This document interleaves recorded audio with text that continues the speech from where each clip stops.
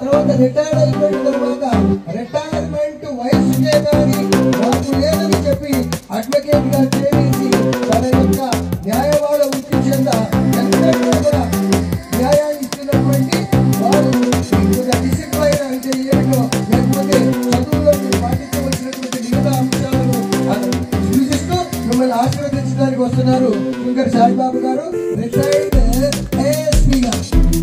చాలా సంవత్సరం.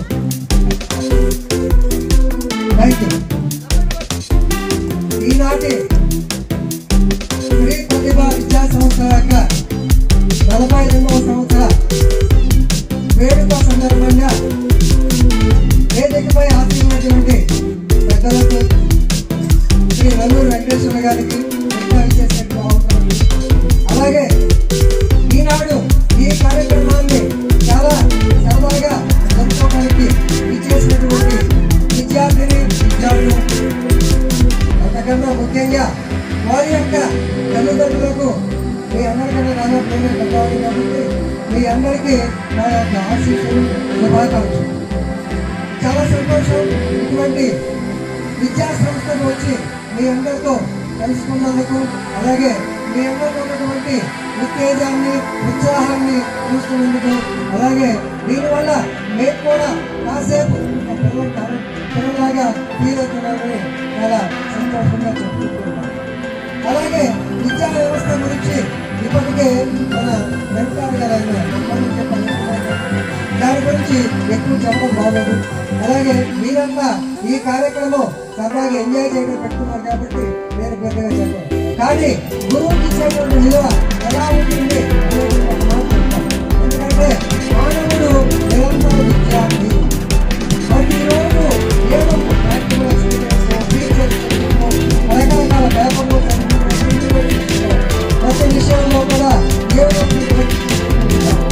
అలాగే గురువు గారికి ఇచ్చేటువంటి విలువ మన దేశానికి ప్రధాన పౌరుడు ప్రెసిడెంట్ ఆఫ్ ఇండియా గారు ఈరోజు ప్రెసిడెంట్ ఆఫ్ ఇండియా ఆయన ఒక కార్యక్రమానికి ఖతార్ దేశానికి వెళ్ళారు. ఖతార్ దేశానికి వెళ్ళినప్పుడు సహజంగా ఒక president of particular country India వెళ్ళినప్పుడు ఆ దేశం నుంచి ఎవరికో వచ్చి రిసీవ్ చేసుకుంటారు. కానీ ఖతార్ యువరాజు ఆయన డైరెక్ట్ గా వచ్చేసి ఎయిర్పోర్ట్ దగ్గర మెట్టు దాకా వచ్చి మెట్టు తీసుకుంటే తీసుకెళ్ళి కార్లో కూర్చోబెట్టారు. డ్రైవర్ని ఎవరు కూర్చోబెట్టారు కానీ డ్రైవ్ చేసుకుంటూ వెళ్ళారు. ఇది సహజంగా డ్రైవ్ చేయాలి. ఈ ప్రైమ్ మినిస్టర్ ప్రెసిడెంట్ అంటే ఆ యొక్క రాజుగారు అలాంటి పని చేయడం లేదు, అయినా చేశారు.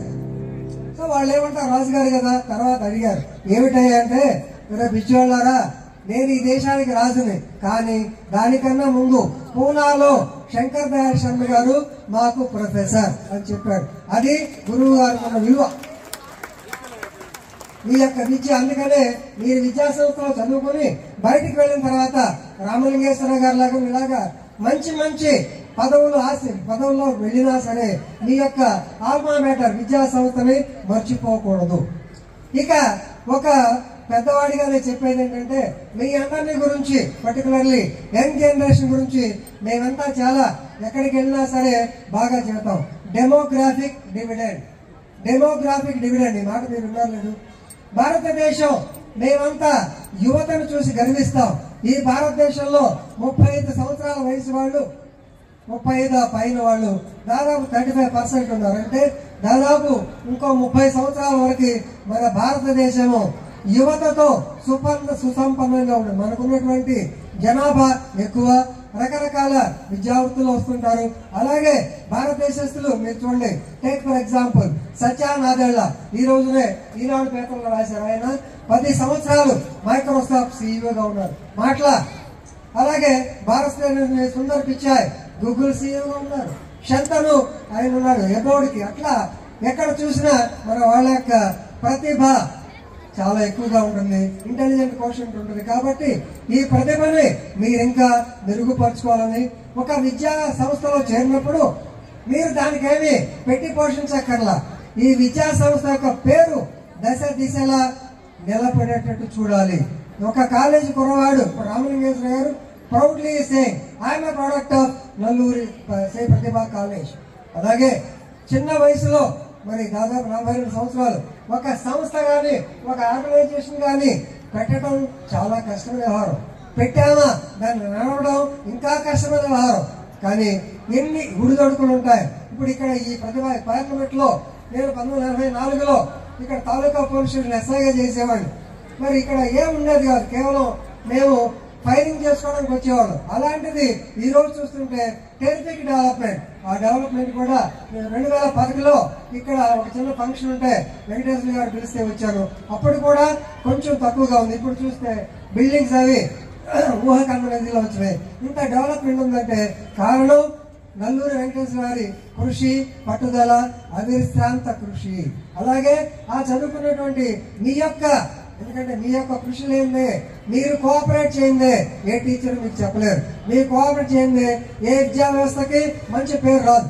కాబట్టి మీరంతా బాగా చదువుకోవాలని చెప్పి పరీక్షల టైం వస్తుంది కాబట్టి ఈ చదువుని మీరు ఉపయోగించుకుని రేపొద్దున tomorrow you may become lawyer, you may become engineer, you may become a professional doctor, ఏదైనా సరే మీకు ఇష్టం వచ్చినట్టు దాంట్లోకి వెళ్ళాలని. అన్నిటికీ మీకు కావాల్సింది ఏమిటి? Dedication, devotion, discipline. ఈ క్రమశిక్షణ అనేది, ఆ క్రమశిక్షణ ఉండటం వల్లే చాలా మంది పైకి వస్తారు. ఇంటర్నల్ డిసిప్లిన్ ఉంది, ఇందాకే చెప్పారు వెంకటేశ్వర గారు. ఆ డిసిప్లిన్ కూడా మనకు చాలా ఇంపార్టెంట్. ఎందుకంటే భయమైనా ఉండాలి, భక్తి అయినా ఉండాలి. ఇప్పుడు ఈ కాలంలో పిల్లలకి రెండు కొంచెం తక్కువ వచ్చినాయి. అన్నిటికన్నా మొబైల్ ఎక్కువైంది కాబట్టి ఆ అడిక్షన్ తట్టుకో వదిలేయమని. అలాగే మీరంతా బాగా చదువుకొని మంచి మంచి మీ యొక్క వృత్తిలో నచ్చిన వృత్తిలో రాణిస్తారని, తద్వారా ప్రతిభా సంస్థలకి మంచి పేరు తెలుపుతారని కోరుకుంటూ అవకాశం ఇచ్చినటువంటి పెద్దలకు నా యొక్క ధన్యవాదాలు తెలుపుతూ ముగిస్తున్నాను. థ్యాంక్ యూ అన్న.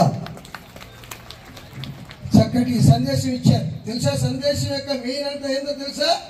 మనమంతా జీవితం అనేటువంటి గుర్రం ఎక్కిన తర్వాత గుర్రం ఎక్కడికి తీసుకెళ్తే అక్కడికి మనం వెళ్ళాలా? మనం ఎక్కడికి వెళ్ళాలంటే గుర్రం అక్కడికి తీసుకెళ్లాలా?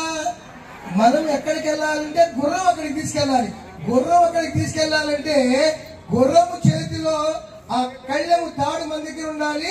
అవసరమైతే అది కనుక గొడవ చేస్తే దాని డొక్కల్లో తన్నేటటువంటి శక్తి మన కాళ్లలో ఉండాలి.